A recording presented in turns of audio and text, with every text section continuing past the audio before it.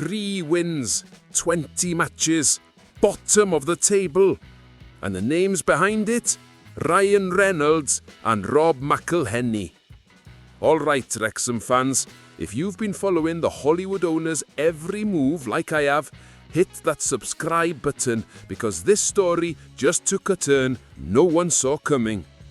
Right, let's address the elephant in the room. Whilst we've been celebrating back-to-back promotions and watching our Red Dragons soar through League One, Ryan Reynolds and Rob McElhenney's other football project has just finished dead last in the Colombian Primera A. Yes, you heard that right, bottom of the league. La Equidad, the Bogotá-based club they invested in earlier this year alongside Eva Longoria, Justin Verlander and a host of other big names, managed just 3 wins from 20 matches. For context, that's the kind of form that would have you looking over your shoulder at non-league football, the kind of season that ends careers and sacks managers. Now, before the alarm bells start ringing, this isn't about Wrexham. Our club is flying. But this matters because it raises questions we need to talk about. How much can Ryan and Rob spread themselves? Does this affect us? And perhaps most importantly, does their magic touch only work at the racecourse? But to understand how we got here, we need to go back to the beginning of this Colombian adventure. Let's rewind to early 2025. Wrexham are riding high, League One promotion secured, the racecourse is being expanded, and Welcome to Wrexham has made our club a global phenomenon. Ryan and Rob are football's golden boys. Everything they touch turns to gold, right? Then comes the announcement. The Hollywood duo, alongside the consortium led by American property investor Al Tylis, are taking over La Equidad. Eva Longoria's involved. Justin Verlander, yes, the baseball legend, is in. Kate Upton, Sean Marion from the NBA. It's a star-studded lineup that sounds familiar, doesn't it? The Hollywood playbook that worked wonders for Wrexham. La Equidad aren't some tiny minnow either. Founded in 1982, they're based in Bogotá, Colombia's capital. They play at their Estadio Metropolitano de Techo, a proper 10,000 capacity ground. They've been knocking about Colombian football for decades. Respectable, established. The kind of club that on paper could benefit from the Reynolds McElhenney treatment. The plan seemed sound. Bring in Hollywood glamour, global exposure, perhaps even a documentary series like the one that put Wrexham on the map.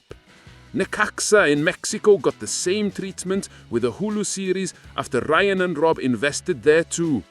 Everything was set up for La Equidad to become the next feel-good football story. Behind closed doors, the conversations must have been buzzing. New ownership, fresh ideas, global connections. The Colombian media picked up the story. Fans were hopeful. This was meant to be the start of something special. But football doesn't care about Hollywood scripts. And what unfolded over the next few months was the complete opposite of the Wrexham fairy tale. 3 wins.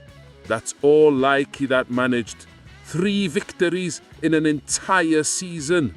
They leaked goals, struggled to score, and steadily sank down the table. Match after match, the results came in. Losses piled up. The stadium that should have been bouncing with new energy grew quieter. The players looked lost. The manager couldn't find answers. By the time the season reached its final stretch, La Equidad were already condemned. Mathematically safe from relegation perhaps, but spiritually defeated. The contrast couldn't have been starker. Whilst Phil Parkinson was masterminding another solid campaign at Wrexham, La Equidad was scraping a barrel in South America. No one saw it coming, not the owners, not the fans, not the media who'd hyped up the Hollywood takeover. This was supposed to be Wrexham 2.0. Instead, it became a cautionary tale. And then came the final match of the season, Deportivo Pereira away. For most clubs, this would be a dead rubber, nothing to play for, season already over. But for La Equidad, this was something else entirely. This was goodbye. The club announced on social media before kickoff, "We're going to experience together the end of a story that defined Colombian football."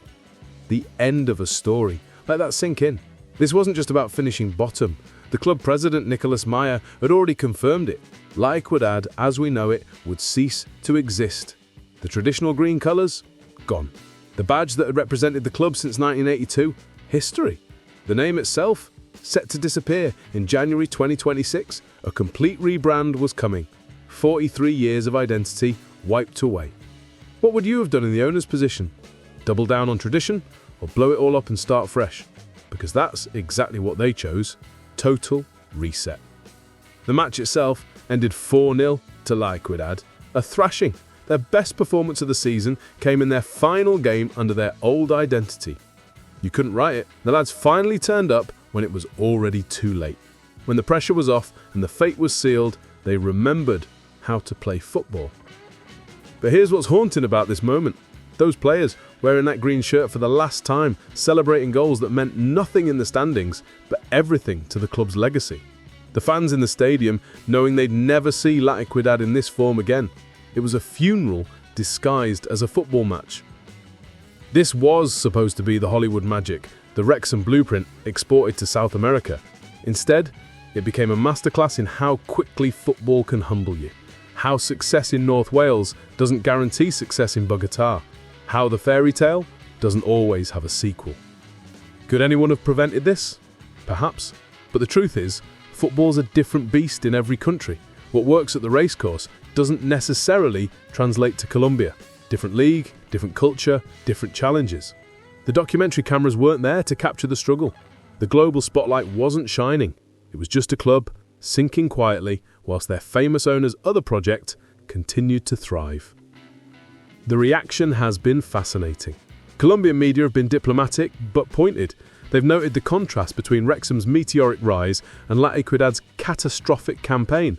Social media exploded with comparisons, memes of Ryan Reynolds celebrating at the racecourse next to images of La Equidad's empty stadium. Wrexham supporters, we've been watching with a mixture of curiosity and relief. The majority view seems to be, thank God they got us right. There's empathy there too. We remember what it felt like to be at rock bottom. Wrexham spent 15 years in non-league purgatory. We know what failure tastes like. But there's also a protective instinct. Comments across Wrexham fan forums make it clear, we don't want Ryan and Rob distracted. We don't want their attention divided. La Equidad's struggles have reinforced what we already believed. Wrexham is special because they're all in with us. The media narrative has shifted slightly too. For years, Reynolds and McElhenney have been portrayed as football's Midas touch. Everything they invest in turns to gold. Welcome to Wrexham is Emmy nominated. The club's gone from National League to League One in 3 years. Commercial revenue has exploded. But La Equidad proves they're not infallible. Does that make the Wrexham story less impressive? Absolutely not. If anything, it makes it more remarkable because it shows our success wasn't just Hollywood luck. It was genuine hard work, smart decisions, and a deep connection to the community. President Nicolas Maya has promised a total transformation. New name, new colours, new identity come January 2026. Whether that includes a documentary series like Wrexham's remains to be seen. But you have to wonder, do they film the rebuild? Do they show the struggle? Because that's not the Hollywood story anyone wants to tell. So, what does this mean for Wrexham? Honestly, not much changes day to day. Phil Parkinson's still in charge, the lads are still competing in League One, and the racecourse is still our fortress. But it does remind us of something crucial. Our success isn't guaranteed. It's not automatic. The Reynolds-McElhenney effect only works when there's total commitment, smart management, and a bit of luck. La Equidad had the Hollywood names, but not the magic formula. They had the star power, but not the substance. This reinforces why Wrexham fans should feel proud. We're not just another investment project. We're the project. The one that Ryan and Rob live and breathe. The one they show up for. The one that gets the documentary, the global attention, the personal involvement. Compare this to our journey. National League champions in 2023, League 2 champions in 2024, now competing solidly in League 1. That's not luck, that's strategy, investment and genuine passion meeting a club with history and a community that demands excellence. Looking forward, this Colombian chapter might actually strengthen Wrexham's position. It shows our owners that success requires focus. It reminds them why they fell in love with a small Welsh club in the first place. And it proves that what we've built together is genuinely special, not just a formula that can be replicated anywhere. At the end of the day, this is what separates Wrexham from every other project out there. We're not a brand experiment, we're not a portfolio investment, we're a 160-year-old football club with a soul, and Ryan and Rob understood that from day one. Latikudad's struggles don't diminish our success. They highlight just how extraordinary our journey has been. From Hollywood to the racecourse, through non-league darkness to League One light. This is our story, and no one else can tell it quite like we can. Let me know in the comments, does Latikudad's season change how you view the Hollywood ownership? Hit like if you're back in Wrexham no matter what, and I'll see you in the next one. Come on, you Reds.